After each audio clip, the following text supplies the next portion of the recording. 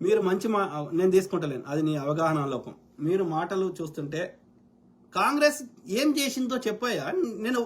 నేను చెప్తున్నా కదా, వాడు కాసు బ్రహ్మానంద రెడ్డి ఆంధ్ర కాంగ్రెస్ వాడు 300 మంది తెలంగాణ బిడ్డలను పిట్టలు లెక్క కాల్చిండు దరిద్రుడు. ఓకే, ఏమన్నా ఆంధ్రలో ట్యాంక్ బండ్ మీద విగ్రహాలు ఉంటే తీసేయమని చెప్తున్నా నేను. రేవంత్ రెడ్డిని కూడా తిట్టిన సందర్భాలు చాలా ఉన్నాయి, అర్థమైందా? కాబట్టి నేను డెఫినెట్లీ ఇప్పుడు కాంగ్రెస్ని తీసేద్దాం. ఎవడొస్తాడు? బీజేపీ వస్తుంది, ఇక్కడ బీఆర్ఎస్ వస్తుంది, ఇంతకంటే వరస్ట్ అవుతుంది కదా. ఈ 56,000 ఉద్యోగాలు కూడా రావు కదా, ఈ ఇందిరా మిల్లు కూడా రావు కదా, ఈ మాట్లాడుకునే స్వేచ్ఛ ఉండదు కదా. ధర్నా చౌక్లు ఎత్తేసిండు కదా, యూనియన్లు తీసేసిండు కదా, ఆర్టీసీ కార్మికులు నెల రోజులు సమ్మె చేస్తే లాస్ట్ కింద భూవేటి పంపించిండు కదా, 10 డిమాండ్లు చేస్తే కాంగ్రెస్ 4 నెరవేరుస్తుంది కదా, ఈ 4 కూడా నెరవేర్చొద్దంటవా? ఎవడు ఏందో చేసిందో దాన్ని బట్టి కదా మనం సపోర్ట్ చేస్తుంది.